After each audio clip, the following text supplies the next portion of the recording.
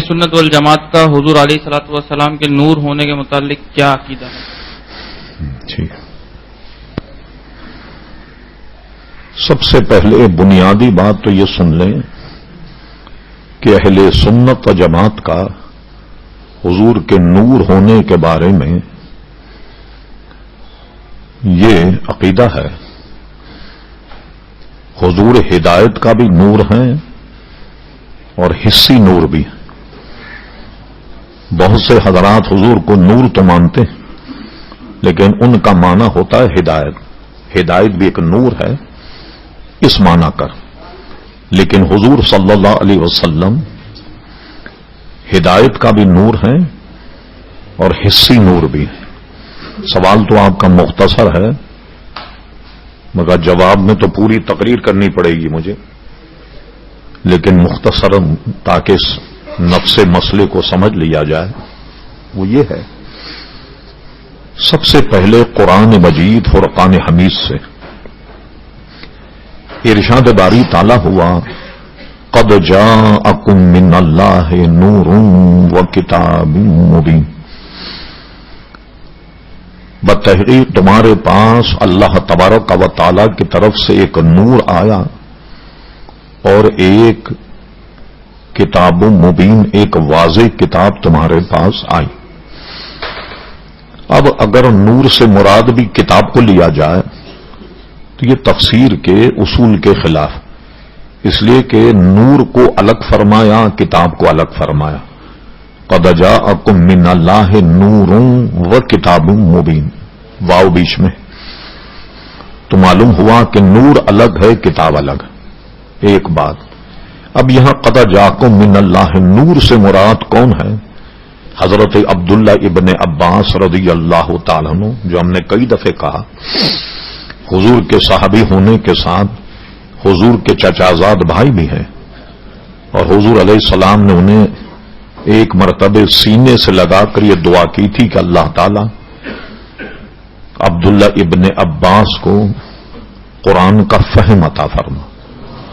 تو وہ فرماتے ہیں سینے سے لگا کر جب دعا کی اس کے بعد فرماتے ہیں کہ مجھے قرآن میں وہ دانائی وہ تدبر حاصل ہو گیا کہ میری اونٹ کی رسی بھی اگر گم جائے تو میں اسے قرآن میں تلاش کر لوں گا۔ یہ علم و فضل کا ان کا عالم۔ وہ فرماتے قد جاءکم من اللہ نور، یعنی محمد صلی اللہ علیہ وسلم، اس سے مراد نبی کریم صلی اللہ تعالی علیہ وسلم کی ذات۔ تو معلوم ہوا کہ قرآن مجید فرقان حمید کی اس آیت میں حضرت عبداللہ ابن عباس کی تفسیر سے حضور علیہ السلام کو نور کہا گیا۔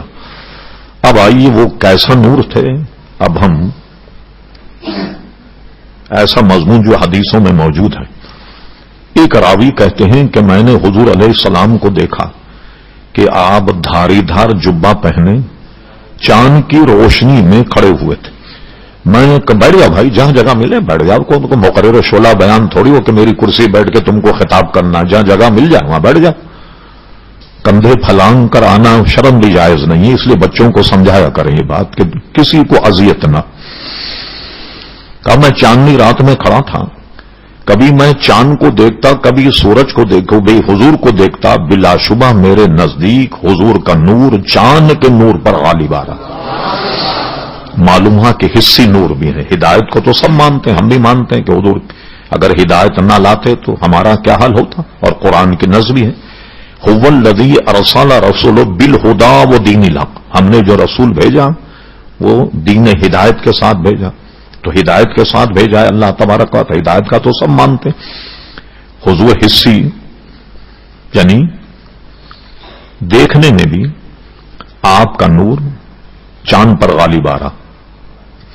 ابن عساکر ایک کتاب ہے جس کو تاریخ دمشق کہتے ہیں، اور علامہ ابن عساکر نے سبحان اللہ 40 جلدوں پر ابن عساکر تاریخ دمشق لکھی۔ وہ دنیا بھر میں ہم نے تلاش کی تو اس کی تلخیص تو ملتی ہے، کہیں 20 جلدیں، کہیں 22، کہیں 25، لیکن الحمدللہ سی ڈی کی صورت میں ہمارے پاس 40 جلدیں ابن عساکر کی ہیں۔ ابن اساکر کی روایت یہ ہے کہ حضرت عائشہ صدیقہ رضی اللہ عنہا فرماتی کہ میں اندھیرے میں کچھ سی رہی تھی اور سینے میں سوئی میری حجرے میں گر گئی. اب جیسے کوئی مختصر چیز کو لوگ اندھیرے میں تلاش کرتے ہیں، میں نے بسیار تلاش کیا، بہت اسے تلاش کیا مگر سوئی نہیں ملی. اچانک میں نے دیکھا کہ حضور علیہ السلام جب میرے حجرے میں تشریف لائے تو حجرہ اتنا روشن ہو گیا کہ میں نے آپ کے رخ تاباں کی روشنی میں وہ سوئی اٹھا لی. اعلی حضرت امام اہل سنت نے اس کا ترجمہ ہدایت بخشش میں ایک شعر میں کیا. فرماتے ہیں سوزن، یہ سوئی کو فارسی میں سوزن کہتے، سوزن گمشد ملتی ہے تبسم سے تیرے، شام کو صبح بناتا ہے اجالا تیرا. تو سوئی مل گئی حضور کے نور کی روشنی میں. ایک بات، یہ دو باتیں تو آپ نے سمجھ لی. حضور علیہ الصلوۃ والسلام اگر عمدن کسی پر ہاتھ لگا دیں وہ بھی نور بن جاتی. یہ مشکاہ شریف میں ایک باب ہے باب الکرامات، اس میں حضور صلی اللہ تعالی علیہ وسلم کے پاس کوئی صحابی تھے. وہ جب رات میں جانے لگے تو کہا حضور اندھیرا ہے، کیا کیا جائے؟ تو حضور علیہ الصلوۃ والسلام نے ایک لاٹھی ان کو دے دی. جب وہ لاٹھی دی تو وہ اس طریقے سے اس لاٹھی کی روشنی، جیسے ہم ٹارچ مارتے ہیں ایسے اس کی روشنی میں اپنے گھر تک پہنچ گئے. تو جسے حضور چھو بھی لیں وہ بھی نور بن جاتا. اور یہی وجہ ہے کہ حضور علیہ السلام کا سایہ نہیں پڑتا تھا زمین پر، سمجھ، نہ چاند کی روشنی میں نہ سورج کی روشنی میں. اس قدر حضور نور تھے کہ آپ کا سایہ زمین پر نہیں پڑتا تھا.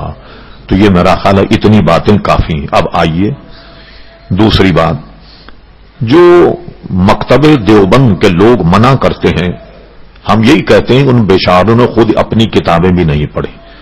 اشرف علی تھانوی صاحب کی ایک کتاب ہے اس معاملے میں جس کو تاج کمپنی نے چھاپی ہے، جس کا نام ہے نشر الطیب. اس میں بھی انہوں نے ساری نور والی حدیثیں نقل کی اور حضور علیہ الصلوۃ والسلام کو نور تسلیم کیا.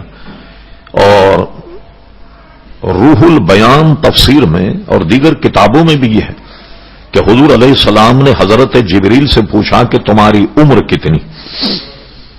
جبریل علیہ السلام نے کہا حضور میں ایک اندازہ بتاتا ہوں جس سے آپ دیکھ لیجئے میری عمر کتنی. کہا میں ایک نورانی ستارہ چمکتا ہوا دیکھتا تھا اور وہ 70 سال کے بعد ایک مرتبہ چمکتا تھا.